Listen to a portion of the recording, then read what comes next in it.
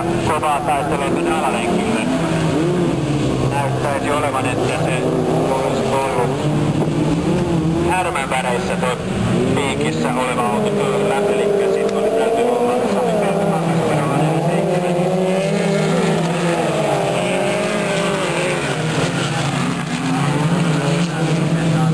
Niin kuin tekeekin. Ja nyt lähtee sitten taas puolestaan Pujala yrittämään, mutta häntä kovasti ahdistaa siinä sitten 47 Peltokangas. Mutta taas täällä Viidan Skodin ajokki näyttäisi olevan saaneen tarpeekseen tästä ajelusta.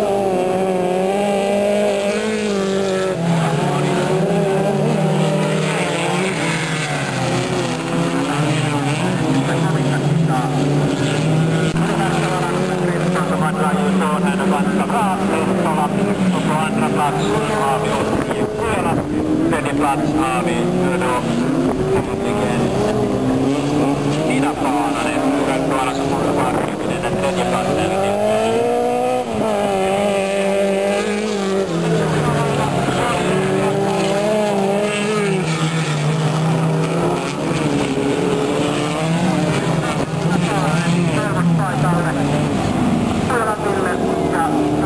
taisi olla Perälä ja Peltokangas, jotka ottivat noin seuraavat sijat.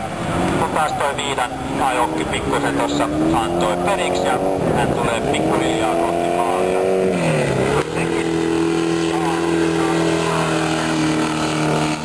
Kadetaan sieltä näin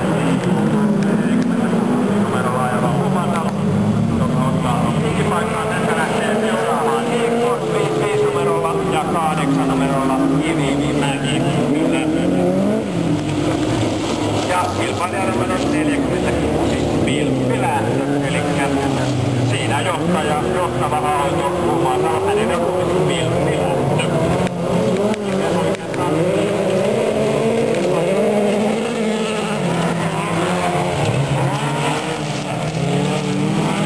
Hyvänä kaverina niin 46 numerolla ajava Umatalo siinä. Ilmattua Vilppiläätön antaa muille tietä ja ajaa istukseen maaliin. Elikkä Ilmoisen johdolla mennään kakkosena edelleenkin lähdönvoittaja Mäkelä kolmospaikalla Marjanto.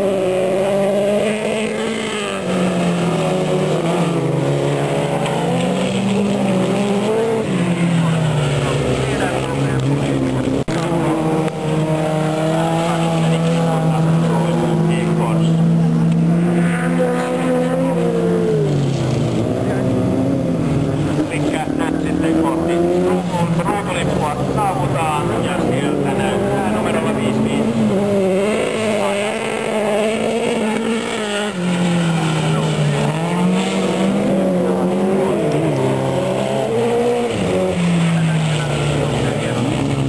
Alla Lahtinen, Sysala, Illinen, Länsipää, Mäkynen, Ekholz.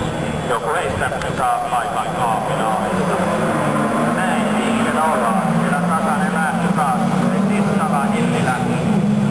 Illilä näyttää ottavan ykköspaikan.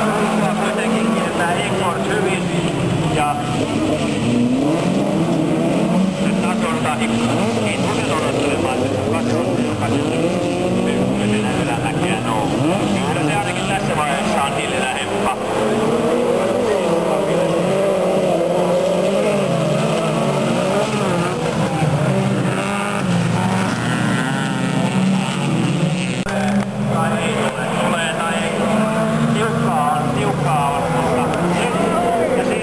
Sitten ottaa yhteen jo heti aika lailla porukkaa ja se on kovaa ryhmää, en oikein tiedä kukaan mitäkin siellä teki, mutta kuitenkin mittava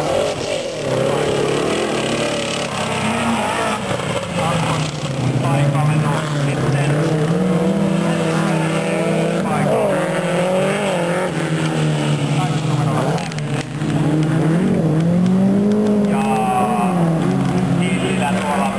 Tällä hetkellä 4. Ja kilpailija numero 37 musta valkoinen lippu syynä päälle ajolla. Näin.